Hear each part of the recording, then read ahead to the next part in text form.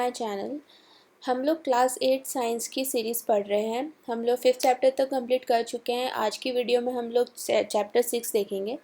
मैंने एक separate playlist बना दी है क्लास 8 साइंस की। सो आप अगर आपको और वीडियोस देखना है तो आप वहाँ पर जाके इजीली देख सकते हैं। और अगर आप मेरे चैनल पर नए हैं तो प्लीज़ मुझे सब्सक्राइब करें और मेरी वीडियोस को लाइक करें, क्योंकि आपका एक लाइक एक सब्सक्रिप्शन मेरे लिए बहुत बड़ा मोटिवेशन है कि मैं इस तरह की वीडियोस और आगे बनाऊँ। सो जल्दी से स्टार्ट करते हैं। Chapter 6, reproduction in animal.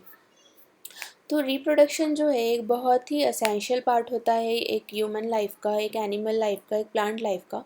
Reproduction से क्या होता है कि जो हमारी आगे की जनरेशन है वो बढ़ती है। अगर रिप्रोडक्शन नहीं होगा तो हमारी आगे की जनरेशन बढ़ नहीं पाएगी।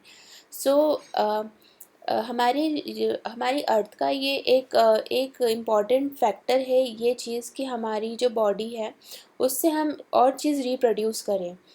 अगर एनिमल है तो अगर एनिमल का रिप्रोडक्शन होगा तो उससे बहुत से अलग अलग एनिमल्स के लिए आगे की जनरेशन बढ़ेगी। प्लांट्स का अगर रिप्रोडक्शन होगा तो प्लांट्स की जनरेशन बढ़ेगी। वैसे ही अगर ह्यूमंस का रिप्रोडक्शन होगा तो ह्यूमन के आगे की जनरेशन बढ़ेगी। तो हमारा जो रिप्रोडक्शन है ये बहुत ही इम्पॉर्टेंट पार्ट है हर एक सर्वाइवल जो भी अर्थ पर हमारा प्रेजेंट है उनका। अब हमारे मोड ऑफ रिप्रोडक्शन क्या होते हैं? एक सेक्सुअल रिप्रोडक्शन होता है और एक असेक्सुअल रिप्रोडक्शन होता है। और जो हमारा फर्स्ट है वो है sexual reproduction.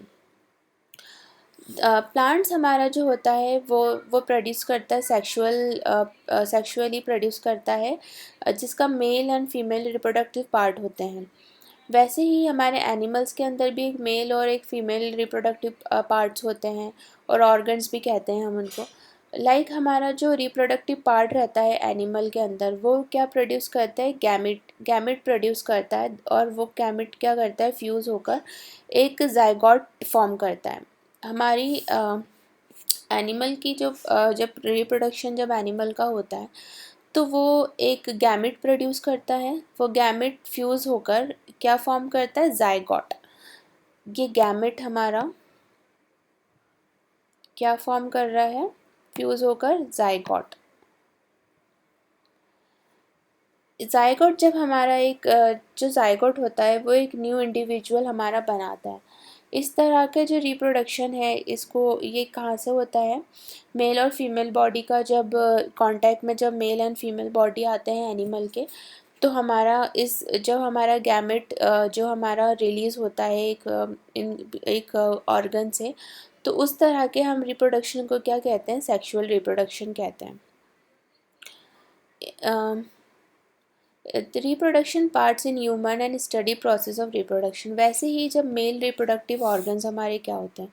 Male reproductive organs के अंदर क्या क्या होता है? पेयर ऑफ टेस्टिस होते हैं, 2 स्पर्म डग्स होते हैं और एक पेनिस होती है।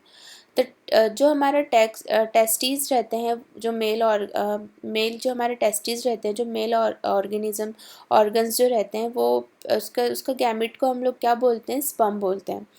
मिलियन ऑफ स्पर्म्स एक बार में प्रोड्यूस होते हैं टेस्टिस से, और उसमें क्या होता है कि जो स्पर्म रहता है वो बहुत ही स्मॉल साइज़ का होता है।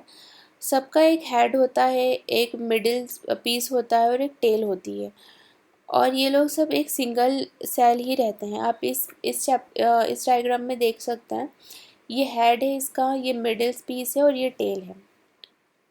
वैसे ही ये मेल रिप्रोडक्टिव ऑर्गन्स है ह्यूमन का। टेस्टिस इसको बोलते हैं हम, पेनिस ये होती है और स्पर्म डक ये होता है। फीमेल रिप्रोडक्टिव ऑर्गन्स में क्या होता है? 2 ओवरी होती है, एक यूट्रस होती है। जो ओवरी रहती है हमारी फीमेल की वो क्या प्रोड्यूस करती है? गैमिट प्रोड्यूस करती है हमारी ओवरी के अंदर हमारा गैमिट प्रोड्यूस होता है और उसको हम लोग क्या बोलते हैं? ओवा। हम उसको कहते हैं ओवा। मेल के अंदर जो हमारा गैमिट होगा वो स्पर्म होगा, फीमेल के अंदर जो हमारा गैमिट होगा वो होगा ओवा। ह्यूमन बीइंग एक बहुत मिच्योर एग जो रहता है ह्यूमन बीइंग का, वो रिलीज़ होता है ओविडक्ट के थ्रू रिलीज़ होता है एवरी मंथ। ओवरी रिलीज़ होती है हमारी, एक ओवरी रिलीज़ होती है एवरी मंथ, जिससे हमारे पीरियड्स आते हैं फीमेल बॉडी में। सेम वही प्रोसेस एक फ़ीमेल एनिमल के अंदर भी होता है, बट उनका मंथली साइकिल नहीं होता है, उनका साइकिल कुछ और तरीके से अलग हो सकता है। लाइक कुछ के होते हैं 3 मंथ्स का, कुछ का 6 मंथ्स का, कुछ का 2 मंथ्स और कुछ का मे बी 15 डेज़ होता है। बट जो फीमेल बॉडी रहती है, जो ह्यूमन फीमेल बॉडी रहती है, उनका मंथली साइकिल 1 मंथ का रहता है। यूट्रस हमारा जो है, वहाँ पर जो यूट्रस होता है फीमेल बॉडी में, वहाँ पर हमारा बेबी बनता है। जब हमारा स्पर्म एग, ये क्या होता है, एक सिंगल यूनिट, एक सिंगल सेल जब बन जाता है, जो मेल का जो स्पर्म रहता है, जो वो फीमेल की बॉडी में जाता है और वो ओवरी पर जाता है, ओवरी पर जाके जब वो स्टिक हो जाता है, तो ये क्या करता है, एक सिंगल सेल क्रिएट करता है। फर्टिलाइजेशन क्या होता है, ये फर्स्ट पार्ट होता है हमारा रिप्रोडक्शन का, स्पर्म और ओवम के, ओवम और स्पर्म का ये हमारा फर्स्ट पार्ट होता है फर्टिलाइजेशन। जब स्पर्म हमारा कांटेक्ट में आता है एग के, तो हमारा जो स्पर्म रहता है वो फ्यूज़ करता है, एग्स के साथ फ्यूज़ करता है और सॉरी, फ्यूजन ऑफ एग और जो स्पर्म रहता है, इसको मिलाकर हमारा क्या बनता है, फर्टिलाइजेशन। जब फर्टिलाइजेशन हमारा होता है, तो जो न्यूक्लियाई होती है स्पर्म की और एग की, वो एक सिंगल न्यूक्लियाई बन जाती है। हमारी स्पर्म की न्यूक्लियाई और एग जो रहता है, वो सिंगल न्यूक्लियाई बन जाती है।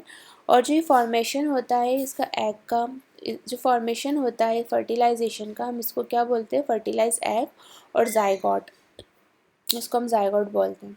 The process of fertilisation is meeting of an egg cell from another mother, from the mother and the sperm cell from the father. जो फर्टिलाइजेशन प्रोसेस होता है हमारा, जो जो हमारा एग जो होता है, हमारा एग हमारी मदर के अंदर होता है, और जो स्पर्म होता है वो हमारे फादर से हमें मिलता है, मदर की बॉडी को।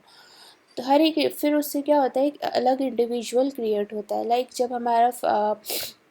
जब एक मेल ऑर्गन से एक स्पर्म रिलीज़ होता है, वो फीमेल बॉडी के अंदर जाता है। जब वो फीमेल बॉडी के एग में जाता है, एग्स कहाँ पे प्रेजेंट होते हैं, ओवरी में एग्स प्रेजेंट होते हैं। जब एग्स से जाके वो कांटेक्ट करता है, तो स्पर्म और एग मिलकर एक सिंगल सेल बनाते हैं, और उसी सेल से डेवलप होकर हमारा बेबी बनता है मदर के स्टमक के अंदर। फर्टिलाइजेशन फीमेल बॉडी के अंदर होता है, तो जो भी फर्टिलाइजेशन हमारा जो भी किसी भी बॉडी के अंदर होगा, तो उसको हम क्या बोलेंगे, इंटरनल फर्टिलाइजेशन।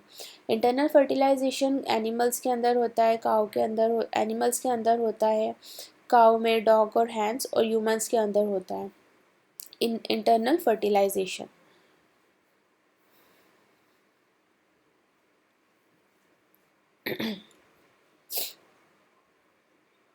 अब क्या होता है कि कुछ फर्टिलाइजेशन ऐसे होते हैं जो आउटसाइड द फीमेल बॉडी होते हैं।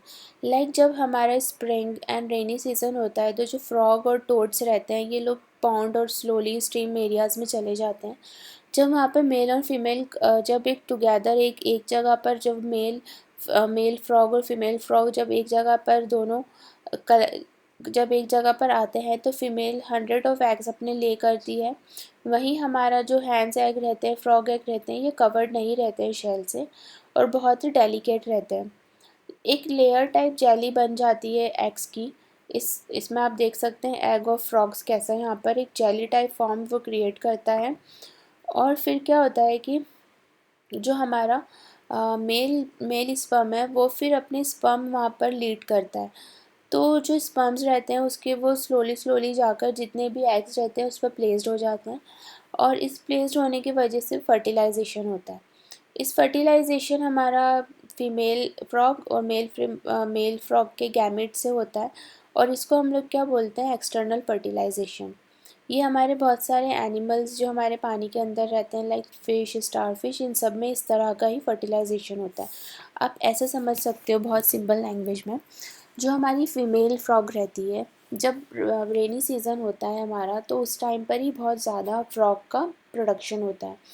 तो जो हमारे मेल फ्रॉग जो रहती है, तो ये एक पॉन्ड में जहाँ पर कुछ पानी है वहाँ पर जाती है। ये अपने बहुत सारे एग्स ले ऑफ करती है। फिर सेम उसी वाटर में, जब वहाँ पर उसके बहुत सारे जो एग्स होते हैं, जब वो ले ऑफ करती है, तो एक जेली टाइप लेयर बन जाती है। फिर जो हमारा मेल फ्रॉग रहता है सेम वाटर के अंदर, जब वो उसके स्पर्म रिलीज़ करता है, तो जो मेल फ्रॉग है वो जब उसके स्पर्म जो रहते हैं वो जाके प्लेस्ड हो जाते हैं हमारे फीमेल फ्रॉग के एग्स पर फिर वो उस पर चले जाते हैं, फिक्स हो जाते हैं जाकर। तो उससे क्या होता है, एक न्यू हमारा फ्रॉग क्रिएट होता है, हमारा न्यू फ्रॉग जो है वो प्रोड्यूस होता है। तो इस तरह का क्या होता है कि जो हमारा फीमेल फ्रॉग है और जो मेल फ्रॉग है, ये डायरेक्ट कांटेक्ट में नहीं आए एक दूसरे के। इन लोगों के एग और स्पर्म है ये बाहर के कांटेक्ट में ही आकर एक इन लोगों ने फ्रॉग क्रिएट करा। तो इस तरह के हम फर्टिलाइजेशन को क्या बोलते हैं, एक्सटर्नल फर्टिलाइजेशन। जब कोई भी फीमेल एनिमल के अंदर बेबी नहीं बन रहा है, आउटसाइड ऑफ फीमेल बॉडी जब क्रिएट हो रहा है कोई भी एनिमल, कुछ भी प्रोड्यूस हो रहा है, तो उसको हम लोग क्या बोलते हैं, एक्सटर्नल फर्टिलाइजेशन। और ये बहुत कॉमन होता है हमारे जितने भी एक्वेटिक एनिमल्स रहते हैं, जो भी पानी में रहते हैं, फ़िश और स्टारफिश, इन लोगों का भी रिप्रोडक्शन कुछ इसी तरह का सेम होता है। अब हमारा डेवलपमेंट ऑफ एम्ब्रो।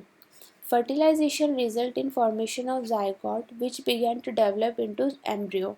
जब हमारा फर्टिलाइजेशन एक फॉर्मेशन होता है तो उससे हमारा जायगोट बनता है और जायगोट से हमारा एम्ब्रियो बनता है। Zygote divide rapidly to give rise to ball of cell. The cell then began to form group that develop into different tissue and organs of the body. जब हमारा एक सेल रहता है वो बनना शुरू करता है तो बहुत सारे ग्रुप्स में डेवलप होता जाता है और वो हमारे अलग अलग तरह के टिश्यूज़ और ऑर्गन्स वो क्या करता है, बॉडी के अंदर बनाता है। और इस स्ट्रक्चर को हम लोग क्या बोलते हैं, एम्ब्रो। हम इस तरह के स्ट्रक्चर को बोलते हैं एम्ब्रो। Embryo continue to develop in uterus. It is gradually develops body parts such as hand, legs, head, eye, ear. The stage of embryo in which all the body part can be identified is called as fetus. When the development of fetus is complete, the mother gives birth to the baby. अब आप इसको ऐसे समझ सकते हो, जब हमारा एम्ब्रो continuous develop करता है एक फेटरस जो मदर के बॉडी के अंदर होती है उसके अंदर, तो हमारा धीरे धीरे जो एम्ब्रियो रहता है ये डेवलप करता है, ग्रुप बनाता है, फिर उससे हमारी बॉडी के अंदर धीरे धीरे डेवलप करता है कहाँ पर, यूट्रस के अंदर। तो इससे हमारी जो बेबी रहता है पहले उसके हाथ बनते हैं, पैर, फिर सर, आँखें, कान, ये सब स्टेज हमारी होती हैं।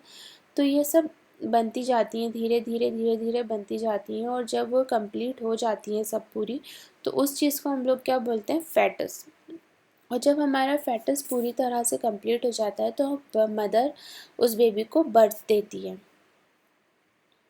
Internal fertilisation take place in hands, but hands give birth to baby. अब क्या होता है कि हमारी जो हैन रहती है, तो हैन हमारी डायरेक्ट बर्थ नहीं देती है चिक्स को, पहले उसका एग बनता है, फिर एग से वो क्या होता है कि एग से उसके बाद उसमें बेबी बनता है। तो जो हमारे ये हैंड्स के अंदर एम्ब्रो बनने की जो टाइम ड्यूरेशन है ये 3 वीक्स का होता है, उसके चिक बनने तक का, एग से लेकर चिक बनने तक का जितना भी टाइम होता है वो 3 वीक्स का हमारा टाइम ड्यूरेशन रहता है। फिर शैल के अंदर हमारा धीरे धीरे से जो बस्ट होता है वो क्रिएट होता है।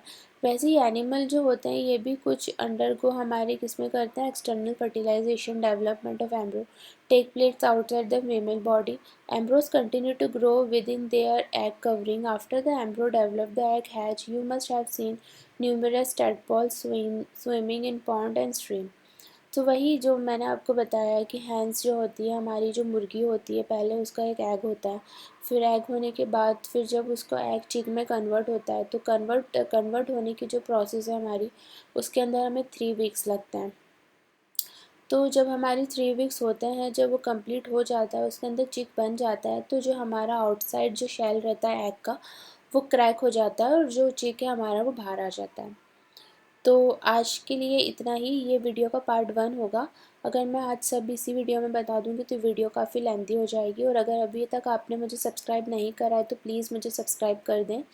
और नेक्स्ट वीडियो में हम लोग यहाँ से पढ़ेंगे, तो प्लीज़ आप मेरी वीडियो को लाइक कर दें। Thanks for watching.